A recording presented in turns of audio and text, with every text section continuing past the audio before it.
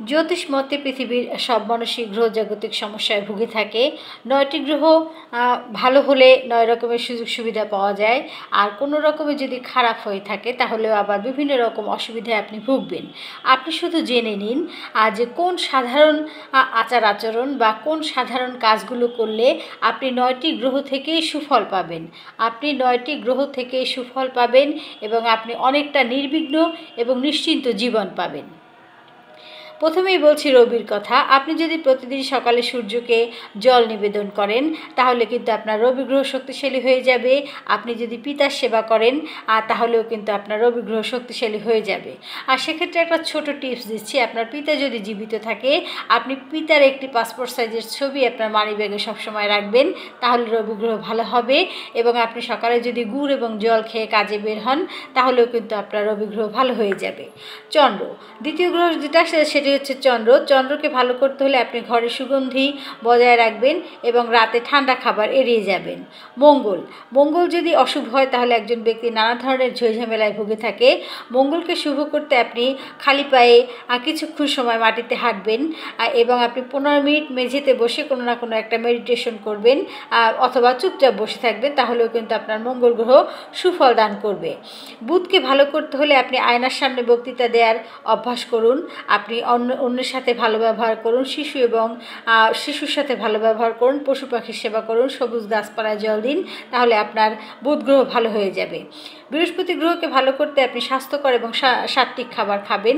আপনি খুব বেশি মাছ মাংস বা রিচ ফুড এগুলো এড়িয়ে যাবেন, তাহলে আপনার বৃহস্পতি ভালো হয়ে যাবে। অথবা আপনি যদি হলুদ দান করেন বৃহস্পতিবার, অথবা আপনি বৃহস্পতিবার কলা গাছের গোড়ায় যদি হলুদ জল দিয়ে থাকেন তাহলেও কিন্তু আপনার বৃহস্পতি গ্রহ ভালো হয়ে যাবে। শুক্রকে ভালো করতে আপনার গাড়ি যানবাহন ইত্যাদি পরিষ্কার পরিচ্ছন্ন রাখবেন এবং নারীকে সম্মান করবেন এবং নারীকে সাদা রঙের কোনো না কোনো উপহার বা কোনো জিনিস কিনে দেবেন।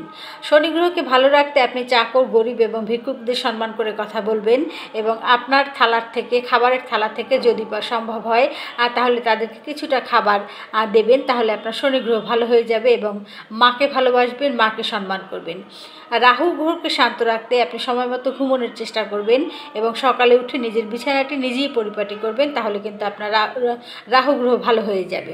কেতুকে ভালো করতে আপনি কোনো কাজ পেন্ডিং রাখবেন না, করছি এরকম বলবেন না, যেদিনের কাজ সেদিন শেষ করবেন এবং সবসময় আপনি আপনার কাজে আপডেট থাকবেন, তাহলে কিন্তু আপনার কেতু গ্রহ ভালো হয়ে যাবে এবং আপনি ধার্মিকতা অবলম্বন করবেন, অর্থাৎ আপনি আপনার সৃষ্টিকর্তার প্রতি কৃতজ্ঞ থাকবেন। এখন যে আপনি জেনে নিন এই 9টি গ্রহ খারাপ হয় আপনার কোন কোন কাজের মাধ্যমে। আপনি যদি অত্যন্ত চিৎকার চেঁচামেচি করে কথা বলেন তাহলে কিন্তু আপনার শনি দোষ লাগবে। আপনি যদি পা টেনে টেনে হাঁটেন তাহলে কিন্তু আপনার রাহুর দোষ লাগবে।